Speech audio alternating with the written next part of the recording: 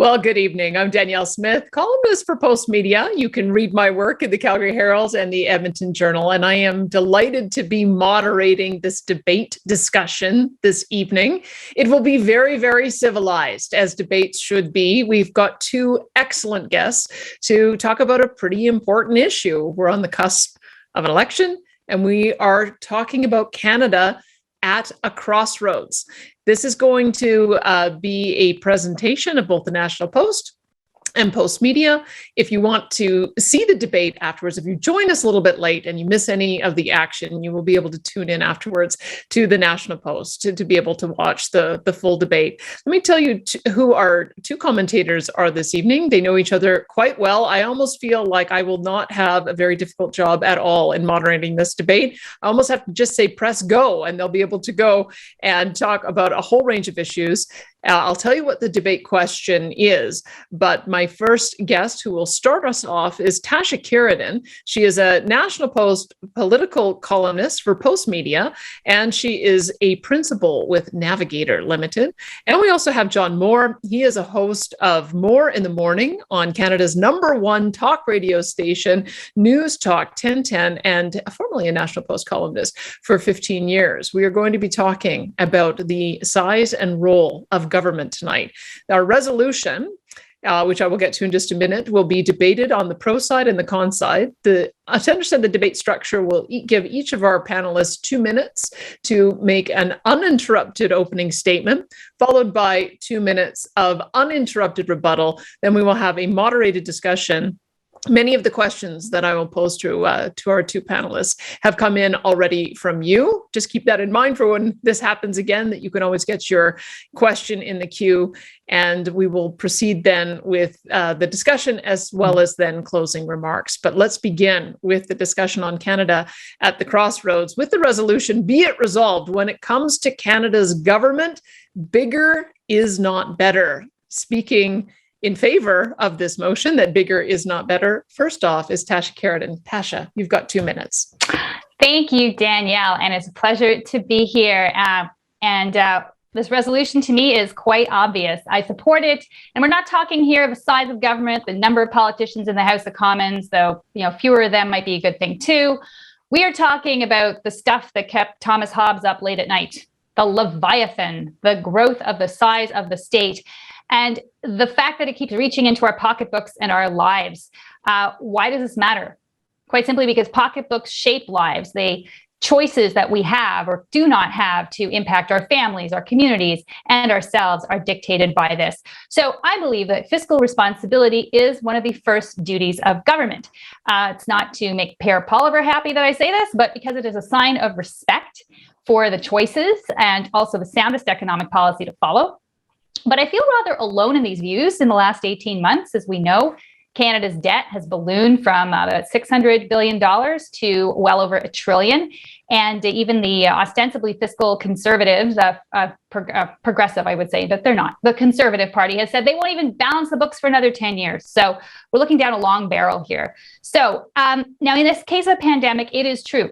The state must do more. I agree at a time of crisis, but the point is it should be temporary. And what we have seen is not temporary. In fact, we have seen income support programs such as CERB being stretched on until Election Day. I don't think that's really a coincidence, despite the fact that we have a labor shortage in this country. Sectors like healthcare are starved of innovation for political purpose. And we also know that when it comes to the biggest challenge we face, which is climate change, our leaders fall back on that same old of taxation, calling it a market means, but really carbon tax is not. So to feed the beast, the mantra has become tax the rich, but it won't just be the rich. It will be you, me, monsieur, madame, tout le monde who will be paying la note for this situation. And that's one of the reasons that I think we have to get control of this and why government, bigger government, is definitely not the answer and definitely not better. All right. Thank you for that, Tasha. That was your 2 minutes. It sounds to me, John, like she's already conceded the debate to you, saying that she is in the minority. You are going to argue the other side of this question. Be it resolved when it comes to Canada's government, bigger is not better, meaning bigger is better. Why do you think so? Thank you, Danielle. And it's wonderful to be here as part of this forum. It's wonderful to be reunited with my old friend Tasha. And I just wanted to tip everybody off for something to watch for, because Tasha, if she played poker, has such a tell. And if I say anything that she sees as an error, you will see this. My job, obviously, is to oppose this resolution, but not necessarily to defend the idea of big government at any cost. And at the outset, I want to be very, very clear. I'm not here to defend our current government. I'm sure as Tasha and I go through a lot of very specific issues and we get to the meat of what I actually believe, which is the government has a significant role to play. In spite of the mantra of, for example, stopping the gravy train, as they said in Toronto, or shrinking government down to the size where it could be drowned in a bathtub, which is what Ronald Reagan said, I think there aren't very many sectors where we would be better to surrender at all times to the free market. My view has always been the same. What we need to do is determine what services do you want from your government? Then government determines how to most, hopefully, efficiently supply those services. And then we have to figure out what's the equitable means of covering that cost, obviously taxation. Now, as Tasha has said, the pandemic has been a test to the role and the size of government. I know we're going to touch on that a great deal. It's been another experiment in Keynesian economics, and I would argue it's been a successful one. I think the hardest thing to prove is always going to be that an averted crisis, how do you prove an averted crisis? And I don't know that we can with everything that we have been through in the last 18 months. But Tasha and I are probably going to disagree about the current role of government programs in what I see actually as a largely fictitious example currently of what I think is natural wage demand and inflation. When it comes to taxation, we'll dig into that a lot deeper. But the notion that the rich need some sort of tax privilege because they create all the jobs, I will dispute that. Listen, I don't believe in a centralized economy, so don't hang that on me. But I will argue in favor of government being able to help boost things and lift things and provide a plafond, a floor when it comes to bad times. And I will argue against the fetishization of small government. All right. So we are going to get Tasha to respond to that. I'm hearing that the argument is, do you want small government or do you want efficient government? 2 minutes for a rebuttal, Tasha. Well, I'm hearing, Danielle, all sorts of interesting words here. I don't know what we're fetishizing example, but we're apparently surrendering and drowning. Well, no, we're not. This is not what this is about. It's not drowning in the bathtub. It is draining the bathtub. It is draining the bathtub of the gigantic debt the government is piling up, which will be paid for by my children, my children's children, assuming they have some, and so on and so on. And what that does is it limits a government's ability to provide the services that people want and need. Because as John said, we do agree on certain things. I don't think a world without a state would be a world I'd want to live in. But I do think the state has to be restrained in its capacity, because otherwise it will make choices that do not benefit people, and it will make choices for political reasons, and it will take away people's choices by doing so that they would have naturally made. So it's about finding that balance. I think that when we're talking about the notion of averted crisis, you make me think of Y2K, John. Yeah, we don't know what would have happened there either. And everyone said, good thing that, we did what we did. In this case, I think we do know a bit more. We do know that in the early days of the pandemic, spending was definitely a good thing. People needed to be kept home. They needed to be kept in places where they could be safe, and working was not safe. Choices that were made by governments, for example, in Ontario, not to allow workers to have leave, those were bad choices. But this does not mean that the spending that was done was the right thing to do, because not all sectors suffered equally, and yet all of them were subsidized to the nth degree. And what we're seeing is an abandonment of the idea even of balancing budgets. No party is standing up and saying that this is something we should not fetishize, but that we should always keep in mind. The Conservatives come closest, but again, I'm not in favor of any particular party like you. I would just like to see whatever government comes out of this election to do the right thing and not to simply expand the size of the state for their own purposes. All right. I'm hearing Tasha say you can have too much of a good thing, and it's not so much a matter of being efficient as it has to be restrained. You get 2 minutes for your rebuttal, John. Well, and again, I'm not arguing for huge government. I'm arguing for a government that provides the services that people expect. And if I can actually use as a micro model in all of this as an illustration of how people interact with their governments, people want the programs that they're eligible for. And so the micro example of that, for example, and I quoted the gravy train assertion of the Ford administration in the city of Toronto. They went through this process with a management firm that went through all of the services that were provided in the city of Toronto and whether or not they should continue to provide those services. And lo and behold, there were a bunch of things that, because Toronto's an amalgamated city, had been grandfathered. So in some districts, you would actually have them clear the snow in front of your driveway. In others, they would actually come and collect the leaves off of your street. And all of those things were found by this management company to be things that the government could save money by not providing. And then what happened? Every single citizen who benefited from those citizens argued in favor of them. So I think in the macro, we can argue that everybody wants smaller government. But when you start asking, okay, so what do we cut? All of a sudden, people get very sensitive about it. So parents with kids say, well, not childcare. And individuals who have benefited from all kinds of programs that have lifted us up through the pandemic will say, well, not that. And I know that this is going to be part of our larger discussion because Tasha and I have talked, previous to this debate. I'll confess, this has not been, we weren't in a lockdown. But I dispute the idea that people are not working because they're lazy or because they're on government programs. The CERB actually ended in the fall of 2020, and then people ended up on EI. What people are doing now is asserting their right to better job prospects, to better jobs.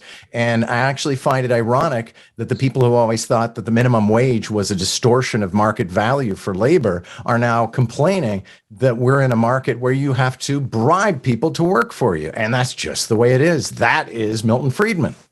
I wonder if we can find some common ground based on one of the points you just raised there, John. Impossible. Well, let's see if we can do it. Let's soldier on. The idea that people have certain expectations of government, but the examples that you gave seem to suggest those expectations are unlimited. So let me put it to Tasha. How do you how do you square that circle, giving people what they expect without government getting too big? Well, it's like, I think programs are like goldfish. They grow to the size of the bowl, and the bowl is spending. And the bigger it gets, the more people expect, the more they have. You're absolutely right, John. Taking things away is very difficult, which is why it doesn't happen, which is why when governments put in programs, the next government, if it dismantles them, will feel or find extreme pushback. But I think that one thing we can agree on is that the government, there are certain services that people cannot provide themselves. To me, that is a starting point. Things that are definitely collectively provided in a way that otherwise people just could not have them. And healthcare is one. I believe in a balanced and mixed system, 100%. I think you should have choice in healthcare, but I would never take away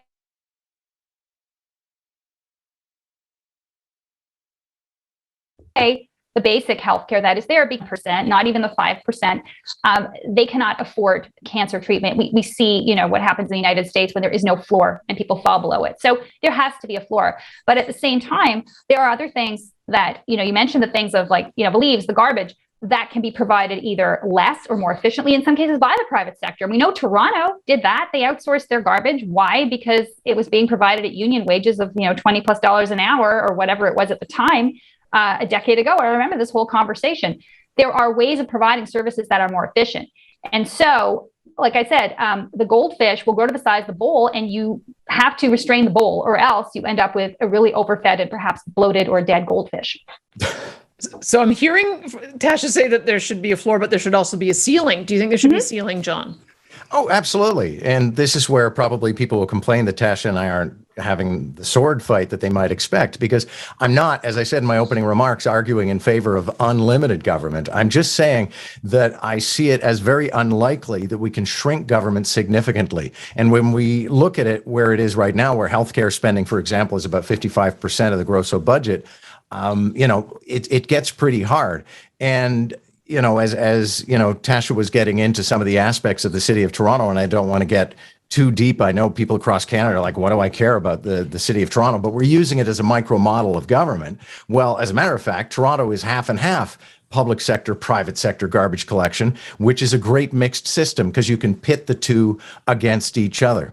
All I'm arguing, though, is that, for example, when we get into issues of whether or not, because it should be mentioned, incidentally, that I think the original statement or resolution for this debate was something like, be it resolved, government is meddling with our lives and ruining everything. That was sort of the beginning of the editorial board, and then Tasha and I hammered that down.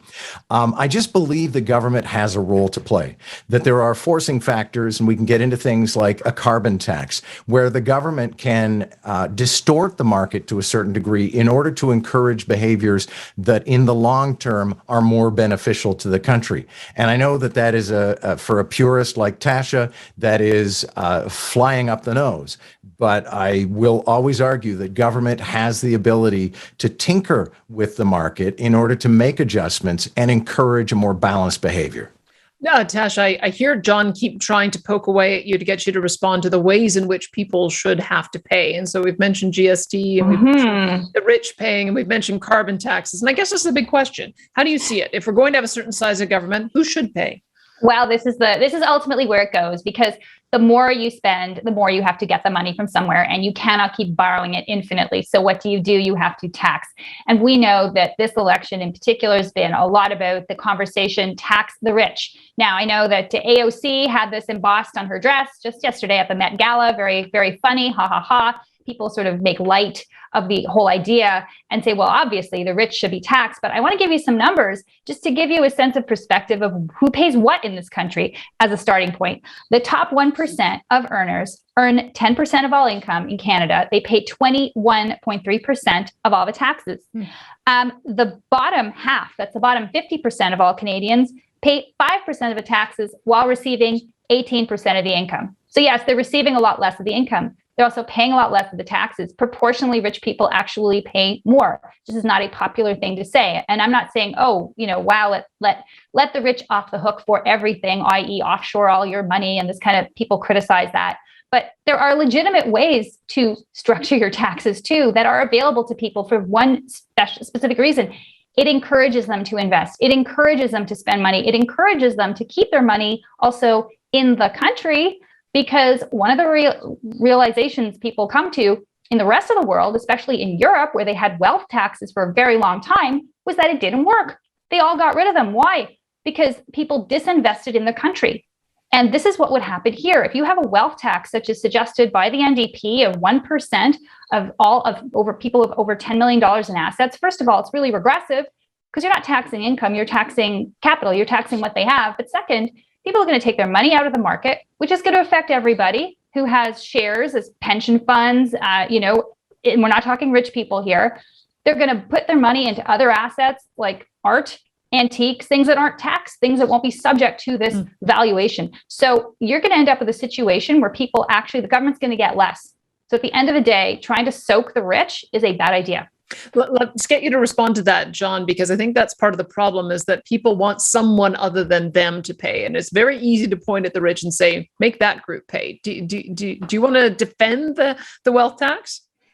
Yes, actually, I do. And you can also see behind me that I have put some of my own wealth into artworks. Nice. The figures that Tasha was quoting are a bit of a distortion because she's talking about, that a small portion of the population pays a very large amount of the taxes. But relative to what they earn and what they're worth, that is not all that much. Galen Weston is still a billionaire. And if we were to tax him 1 million or 1% of his net worth every year, he would still be a billionaire and his workers would still be making minimum wage. So I also pick a fight, to be perfectly honest, with a couple of notions that Tasha has expressed. One of them being that people taking their money out of the stock market or putting it in the stock market is necessarily wealth creation, which it isn't. I mean, if you buy shares in my company that I work for, Bell Media, you're not doing anything for Bell Media. You're buying a portion of a very profitable company and hoping that it's going to do well and you're going to gain some degree of worth.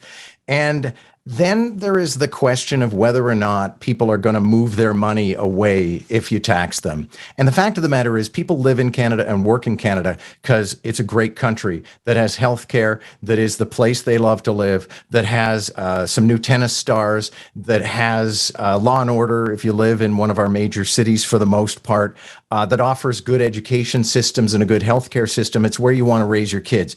If the argument that everybody automatically moves to a low tax jurisdiction were true, then everybody would live in Nassau, and they don't. So I don't believe in trickle-down economics, and I don't actually believe, and Tasha, you and I can really mix it up over this, I guess. I don't believe that rich people are job creators. An awful lot of rich people don't create any jobs at all. They just make a lot of money. I think we need to explore that a bit, because I think Yes. I don't look at poor people as being job creators either, and I don't look at government as being job creators Yes. either. So who's creating these jobs, Tasha? Okay, entrepreneurs create jobs, but some rich people do create jobs. And Jeff Bezos, he went into space, and everyone laughed, ha ha ha. But who was one of the biggest employers during the pandemic was Amazon. So rich people get rich by creating jobs. This is one of the things. This is one of the reasons they're rich, is they create companies that employ people that produce things or do things that then they become rich from. I was also going to say, when people buy shares in Bell Media, John, why do companies put share offerings out? Because they want to raise capital to do something, to buy new equipment like the microphone you're talking into, to get a better one so they get a better video system for their television programs or whatnot. It's not just money circulating in one big casino, as people say the stock market is.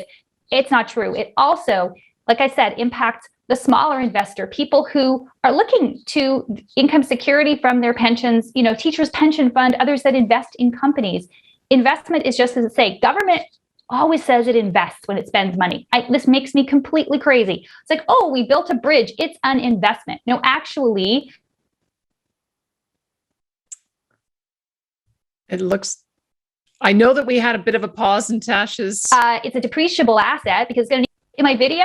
Oh, no. We had a pause in your video. It's okay. Continue on. We won't take your time. Okay. Well, I don't know where I paused exactly. But what I want to say is, when government says it invests by spending money, that is a fallacy. It is spending money, and it often spends money on things that it will need to spend more money on, such as infrastructure projects. They don't last forever. So yes, spending money the government can also generate economic opportunity, no question, but it makes choices based on political reasons. It makes choices that may not actually respect what the market wants.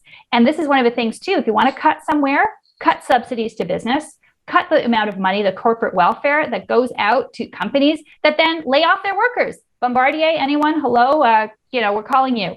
So I think that when we're talking about taxes and who pays what, we really have to be careful of saying the rich need to just keep paying more, because it's not going to actually solve the problem. John, I'm sure there's a nuance when you say that the rich don't create jobs. Maybe who do you think are the job creators? Maybe you can get into that. It's not that the rich don't create jobs. There are people. There are many, many entrepreneurs out there, and many of them are actually very poor. A lot of people invest everything they have, and they're on loan from the bank in order to create a company, and they are job creators. But when I talk about the rich not being job creators, I think one of the most important aspects in this is to be part of the 1% in Canada, you need to make more than $485,000 a year. Well, there are a lot of lawyers, and there are a lot of accountants, and there are a lot of executives in charities, whatever. There's a lot of people who make that kind of money and are in the 1%. And they don't create any jobs whatsoever. They spend money, and Tasha and I can get into this because I'm a big believer in consumption taxes, but I think there's not a lot of light between you and me on consumption taxes. But they're not actually job creators. And so this whole idea of, especially not only don't tax the rich, but give them money and see what they're going to do with it, that has never worked. Never once has a tax cut for the rich led to revenues that equaled the tax cut. It's a bit like steroids. It makes your rickety old knees feel a little bit better, but your knees are not actually getting better. They just get a little spurt for a little while. And as concerns, Tasha, you talking about government spending money. I'm not a believer in government putting money. I'm totally against corporate welfare. So we're on the same page there. But when it comes to infrastructure, if you build a public transit system in an urban center then you are probably going to transform that place for the next 30, 40, 50 years. And that is an investment, and that pays back. And that is people who, it's an investment in the environment, perhaps, but more importantly, it's, for example, taking half the time off of people's morning commutes. They can spend either more time being productive at the office or more time with their families. So infrastructure spending actually it has, as we love to say in Quebec, les retombées. Tasha, I don't want to leave the question of a wealth tax yet to go to a consumption tax without asking the question of whether a wealth tax would generate the kind of revenues needed to fuel the spending that we're seeing being promised by the political parties.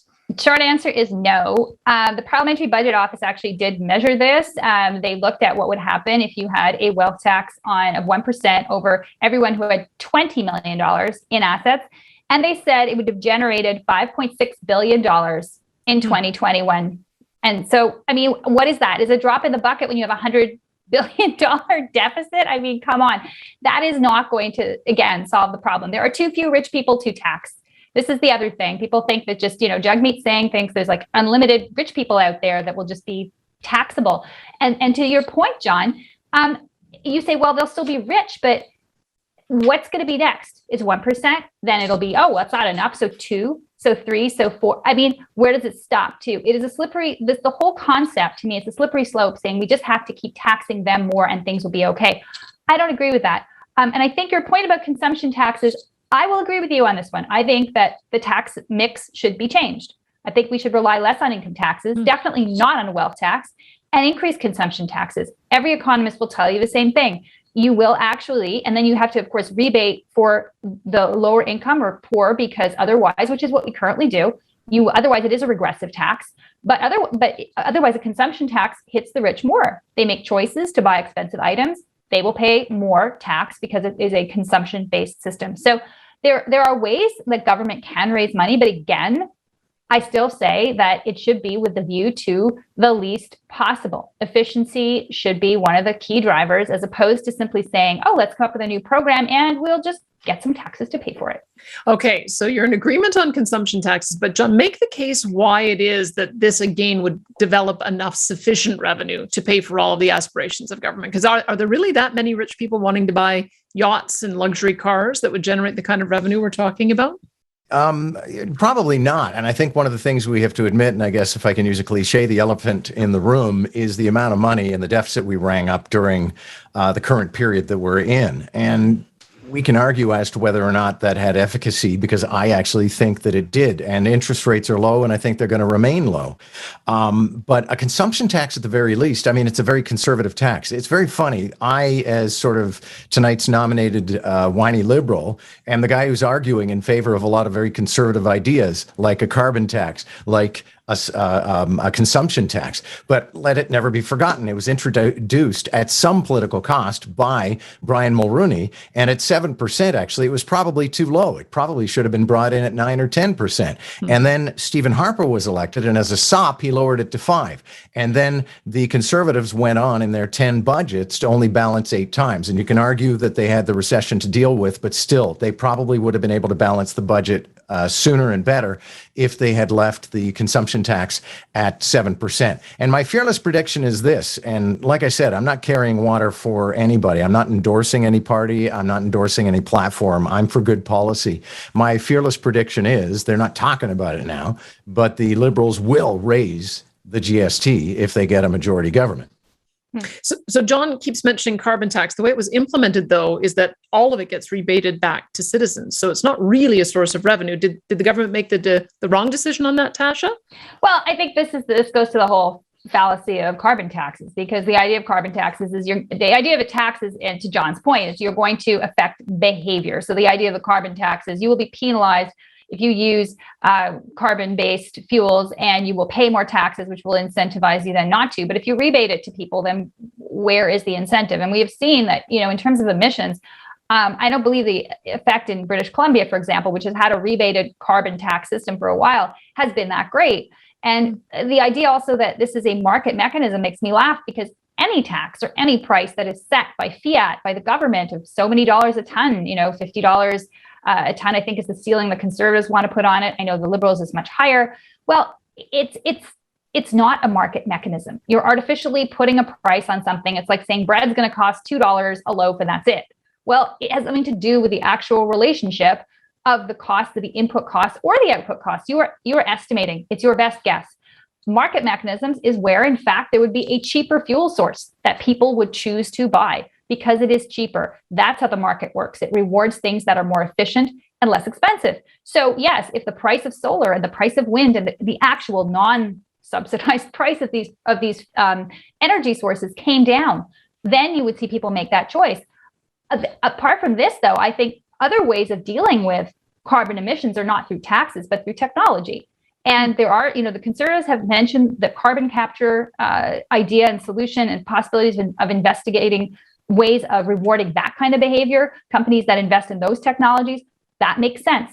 Are we fully there yet? No. Are we going to, leave all the oil in the ground? No, we can't do that either. We have to find a way forward that makes sense. But simply believing a carbon tax is the answer, again, it's falling back on that old mechanism of like, oh, let's just tax it and that will solve the problem. It does not. John, I'm sure you have lots that Tasha said that you might want to jump off on, in particular, if the carbon tax was implemented incorrectly. But let me throw in what Denise Hamilton is asking as well. Is killing our energy industry necessary to help climate change? Maybe you can deal with those together.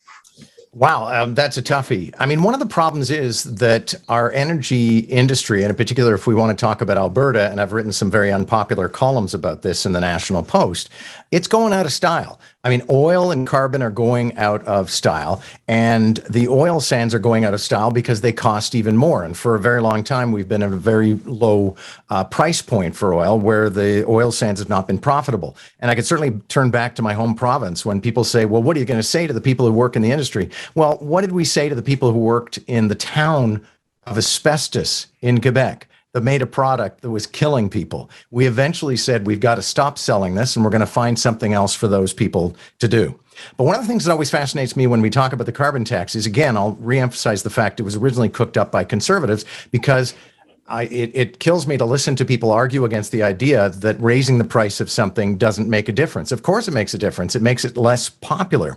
And the most important thing to understand when it comes to greenhouse gases and the oil industry and all of that is that the carbon tax is actually trying to write in a hidden cost that exists already. And I'll come back to the old days where a factory, for example, would simply dump its effluent into a river, and then that would end up in a lake. And then all of a sudden we had polluted rivers and polluted lakes, and we couldn't get proper drinking water. And who ended up cleaning up those waterways but the state? And the money that the state spent to clean up those waterways was precisely the money that was saved by the corporations that dumped that stuff into the rivers and lakes. So that's why, even though it's invisible, what we're dumping into the atmosphere right now has a very real cost. So we're trying to actually put a price on it that is proportionate to the amount that you're putting into the environment. Well, there's a way to, sorry, Danielle. No, go ahead, Tasha. I would say that there's a way to do that, which is not a tax, which is not an artificial price that artificially established. One is legal mechanisms. Those companies should have been taken to court and made to pay. That is what the courts say. You cannot pollute, polluter pays laws. And the second thing is, with regard to carbon emissions, it's regulation. And you're going to say, oh, well, that's the government intervening too. How can you be in favor of that? But the point is, regulation, then the way you adhere to regulation is up to you. Whether you put scrubbers, whether you do other things to reduce particulate emissions if you're a polluter, or if you want to reduce your carbon emissions, find a way to sequester them in the ground, find a way to comply, but you're not being told you are going to pay X amount of dollars, because what that does, and what we've seen, is that big companies, big producers of carbon will buy credits. And so again, they get around the system. They will buy credits to be able to continue having out-of-date technology, which, increases their carbon emissions or maintains them at a certain level, instead of looking to ways to actually reduce them. So you buy your way out of the system. Again, how is this helping anyone? What John, I was saying, sorry, John wants to jump in. I just feel that it's to use a French word, John, because we've used a few here, 2 ex-Montrealers, we have to.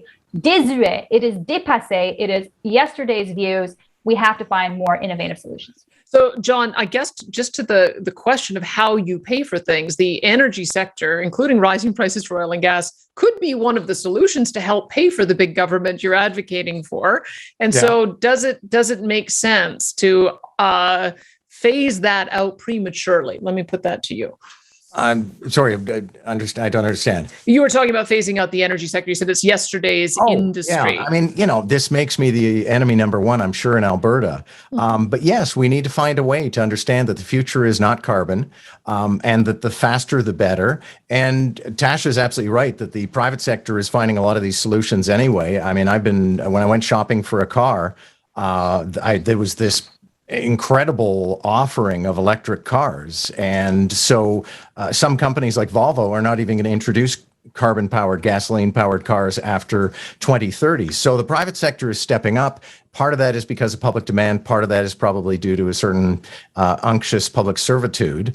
But I do think we need to understand, rather than decrying Ottawa, declaring war on Alberta, and they've never gotten over Pierre Elliott Trudeau and his gasoline policies, which I will admit were wrong, but the disaster that befell Alberta was due to a world global price collapse in oil. It wasn't due to the National Energy Program.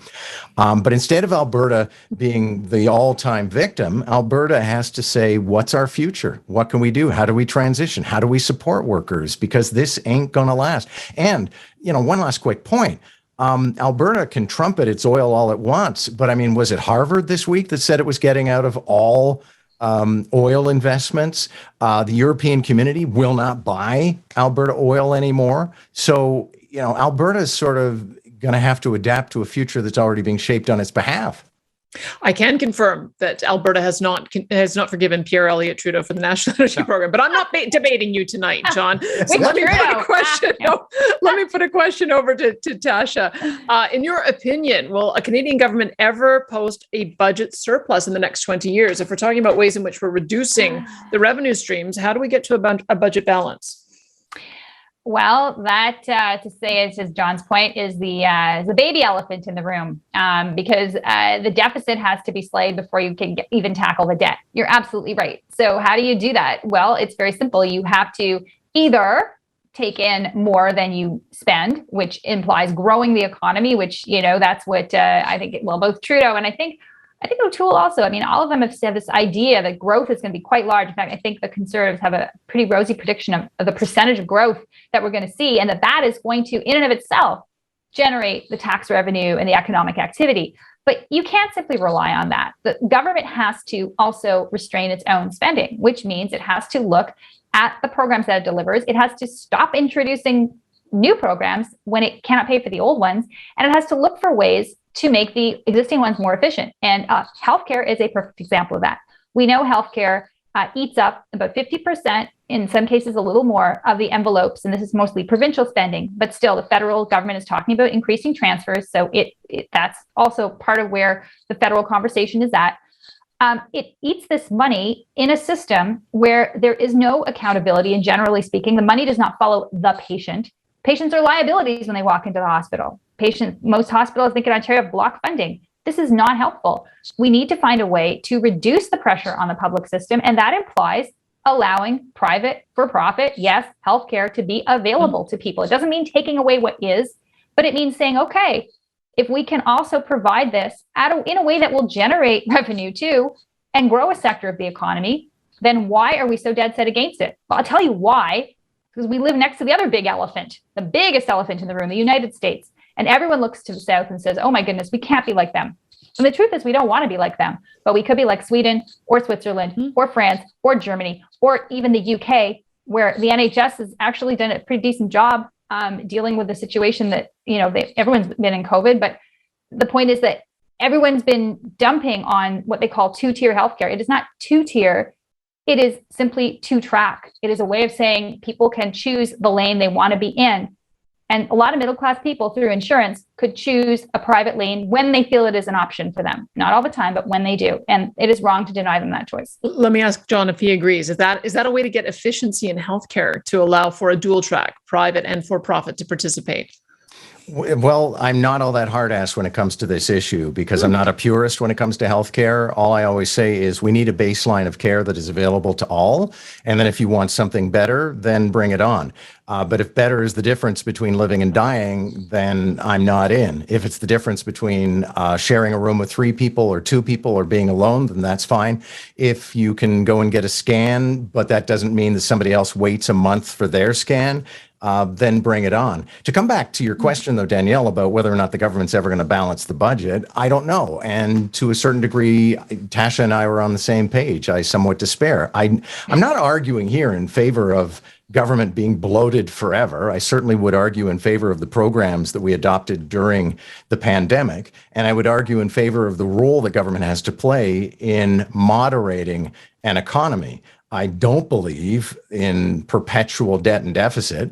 And I have to say, I've said this many times on my own show. It used to be every year the budget would come out and they'd say, well, the deficit's going to be 25, 30 billion. And you'd think, okay, I can wrap my head around that. And now it comes out and they say it's going to be 250 billion. And you think, I don't even know what that means. So at the risk of not providing the level of clash that some people may be looking for, Tasha and I may be on, in a Venn diagram sharing some space right now. Okay, let's talk then about where the money comes from, because we've talked about not enough coming from a wealth tax, not enough coming from taxing boats and luxury cars. Carbon tax is revenue neutral. John wants to reduce the amount coming from the energy sector. So I've got a number of questions. Sheldon Polger and Ramona Materi all asking, is it going to fall on me? Are we going to have taxing of capital gains on the sale of homes or other types of property? Is that where we need to go to get more revenue, Tasha? Well, I don't think we argue about this one. Yeah, I don't think we need to go there, but I think the short answer is yes, we will. And the reason is because there's more money in that than taxing the rich. Tax the rich sounds very nice. We talked about it earlier. It is not going to solve the problem if the government keeps spending at the rate that it is spending and does not curb that impulse to constantly increase its budget. And that's exactly why the GST works so well. Why did the government not get? Why did Sheila Copps, we're going to get rid of the GST. Well, yeah, it didn't happen.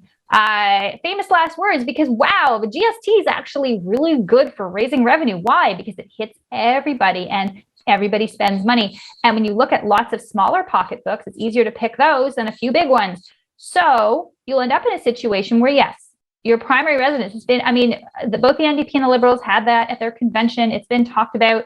It's been muttered about. It's not on the table this time for the Liberals, but I guarantee you at some point it will be. And that is going to hit Canadians very hard because Canadians have invested, their biggest investment is their home. And we can discuss housing affordability and what that means. And, governments have to address that issue in this campaign. And they have lots of promises to just, let's build houses. How are they going to build the houses? They got to pick that money from somewhere, right? Well, where's that going to come from? Taxation, or is it going to be borrowed? They don't say. So again, throwing money at the problem.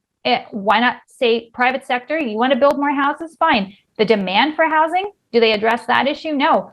That would be politically very unpopular too, because a lot of it is driven by, guess what? Foreign investment. A study was done in BC that said that people were really asleep at the switch in terms of foreign investors who bought homes, put money into real estate in Canada, really raised the prices in BC.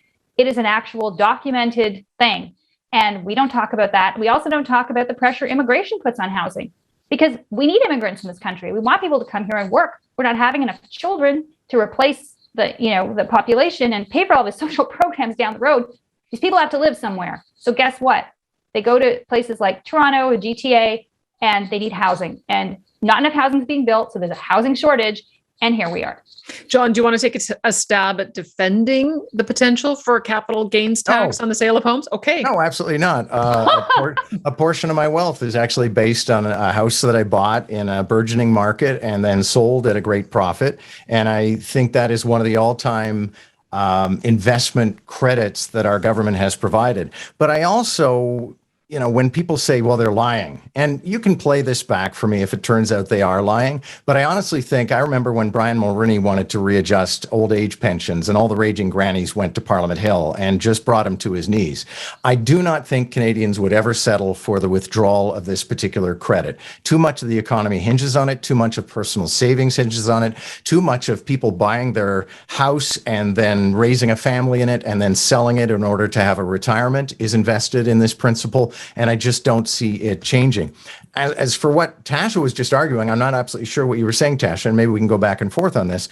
But I, for example, do support, and this is government meddling, I know, the idea of preventing foreigners from buying real estate they don't plan to live in. Because I know that there are towers in several Canadian cities where someone will go in and they'll buy 10 units and they will not be occupied.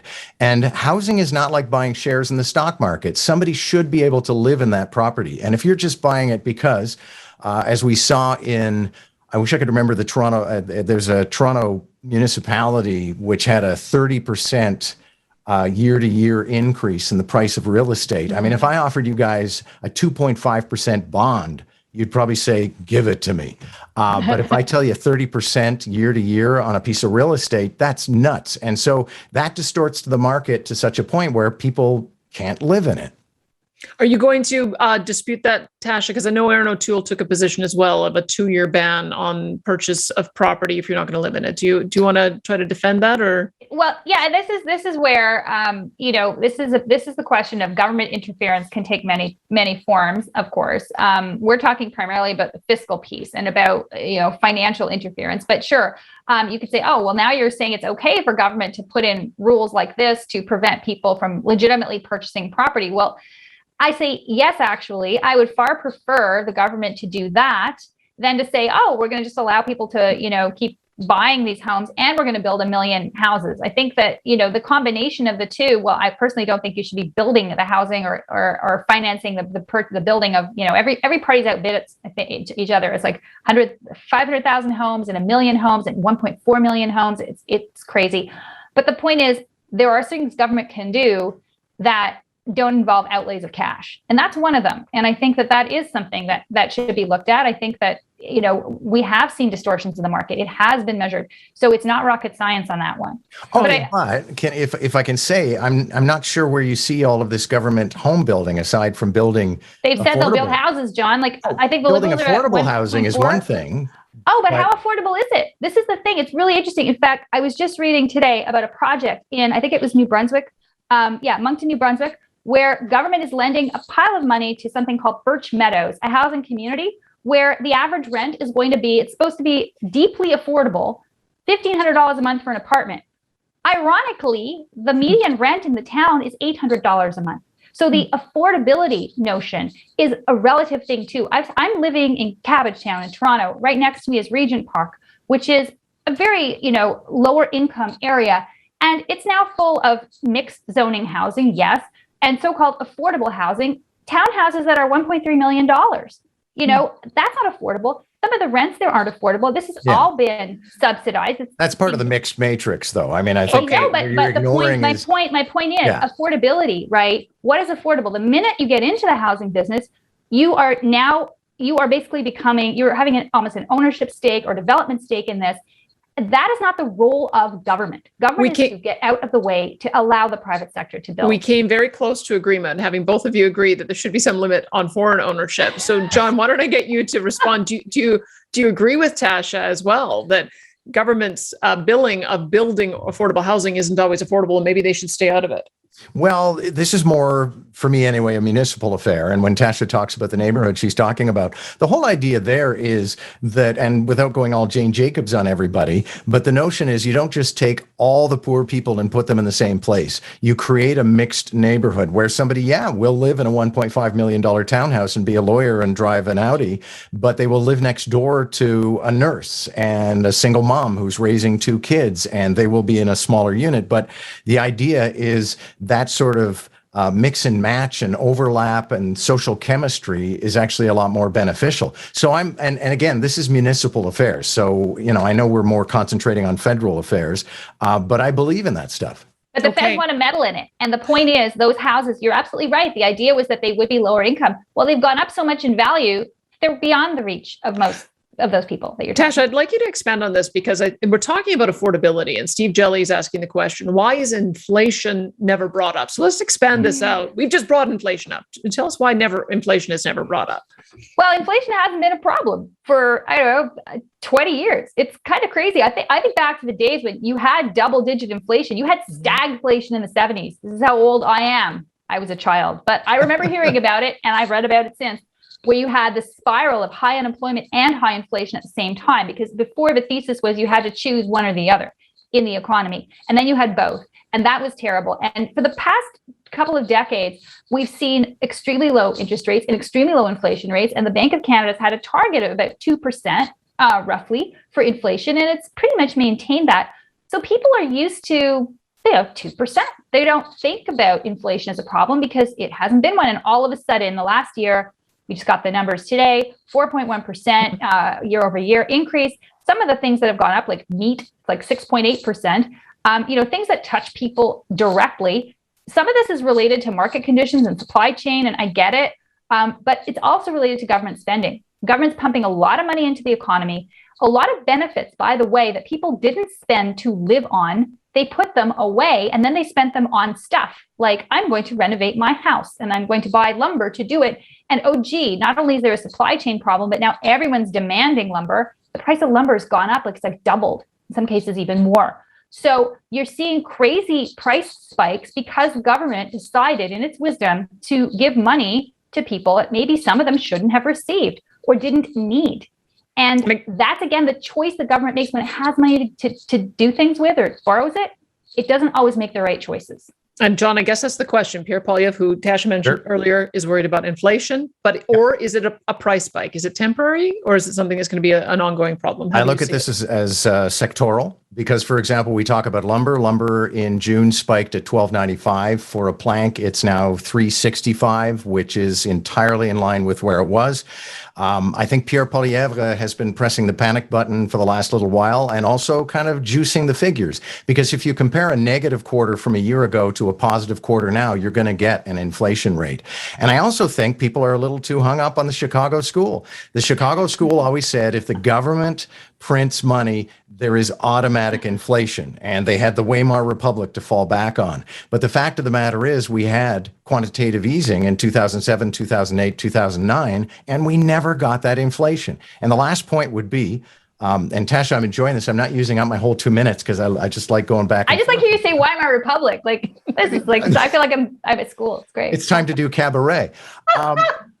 But the last aspect in all of this would be we have a ton of room to maneuver when it comes to fighting inflation. We're at 0.25% of the central bank rate. We could raise it a quarter point every quarter for the next 4 years, and we would still be nowhere near something threatening. And the last quick thing would be, Tasha, because I don't think you're old enough to remember this, but I am. My parents bought their house in 1962 for like $22,000, and they almost lost it in 1981, 1982 because they were paying 18% interest on their refinanced home.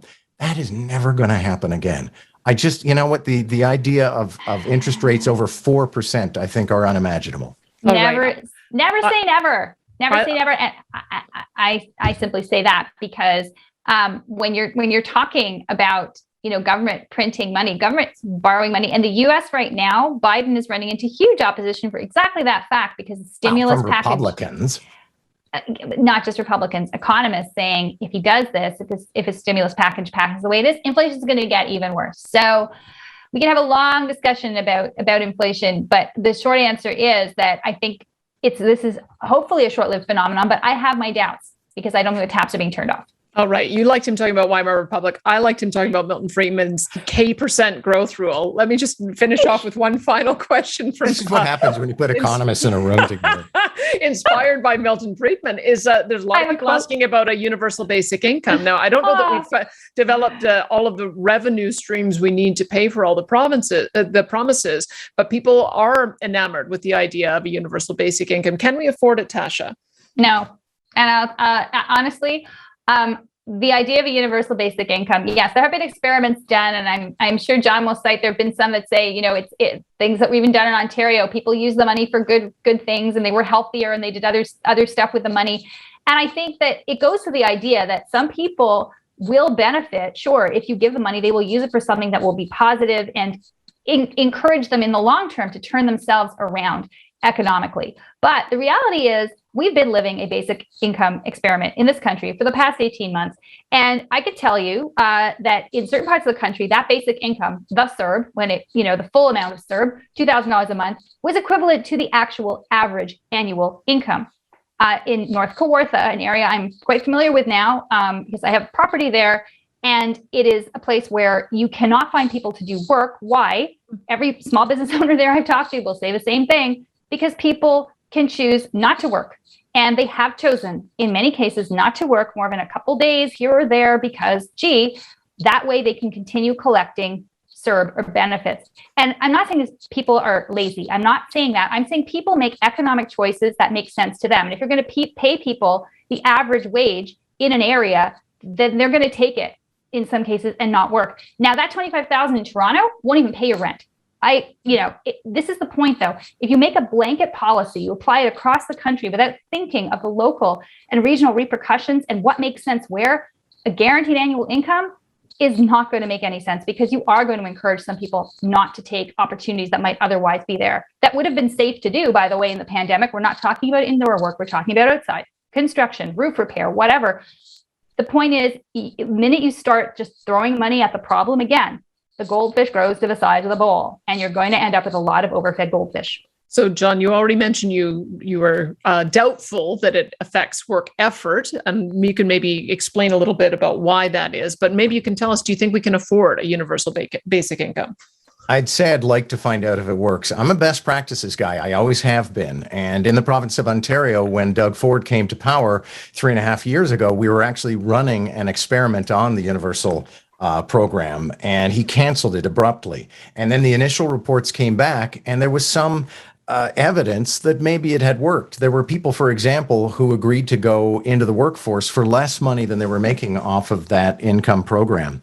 And I'll still come back to disputing the idea that workers are all sitting this thing out. Employment is back to the raw numbers where we were before the pandemic. The problem is people aren't willing to do the crap jobs we used to expect them to do. They're not willing to do split shifts. They're not willing to work something where they don't know if they're going to have a job tomorrow or if they're going to work 6 days a week or 2 days a week. So we're in a market now, and that I think is thanks to both the CERB but also to a great deal of reflection. And people talk about the great resignation. People have come to terms with what their lives are about, and they've decided what terms they want to work on. And if that is punishing employers, then employers are just going to have to pay them. All right. We are in our final comments here. Closing statements, you get 1 minute on the clock each. Just reminding you, the resolution was, be it resolved, when it comes to Canada's government, bigger is not better. John, you spoke second the first time, so I'm going to let you finalize your arguments here. Did Tasha convince you that bigger is not better? No, Tasha and I have been arguing for ages, and she hasn't changed my mind on a lot of things. I don't have an awful lot to say. I think we've offered up a lot of evidence. And as I said, I'm a believer in best practices. So I'm not arguing, and I said this in my opening remarks, that we need big bloated government. I'm not saying we need to be like Sweden or Norway. I am saying that there are programs I think we need to fund, and we need to find a way to fund them, and that I believe in the ability of government to not necessarily manipulate markets so much as make adjustments and meddle, perhaps, as the National Post would say, in markets, but for the greater good. And most importantly, to accelerate the timeline. Because if we want to fight climate change, for example, you can argue that market forces are going to fix the problem, but they're probably going to fix it after we're dead. So it works better if we accelerate that process by creating some new market mechanisms. All right, Tasha, you get the final word, 1 minute. Be it resolved, when it comes to Canada's government, bigger is not better. Did John convince you otherwise, that bigger is better? No, John, I'm sorry to say this conversation will continue, because you have not convinced me in the last hour or the last couple of decades that we've known each other that that's the case.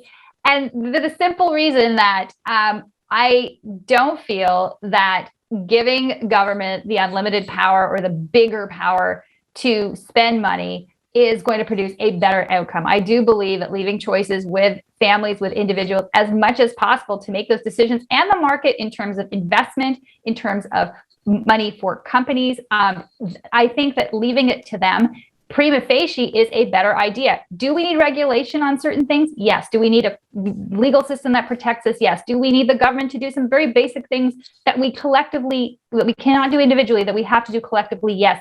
But the idea that the question that should be asked, the filter is always, is this something government should be doing? And how can it most efficiently do it? Because in some cases it is harnessing the private sector to do it, as opposed to creating a new bureaucracy to do it that relies solely on taxes or on borrowed money, as we have seen. So bigger, to me, will, never be better. All right, now it's time for you to tell us. Thank you so much. Time absolutely flew in this discussion. That was Tasha Kheiriddin, national political columnist for Postmedia and a principal with Navigator Limited, and John Moore, host of More in the Morning on Canada's #1 radio talk station, NewsTalk 1010, also formerly a National Post columnist for 15 years. I'm Danielle Smith. I'm a columnist with Postmedia. This debate, if you missed any of it, will be posted online at nationalpost.ca.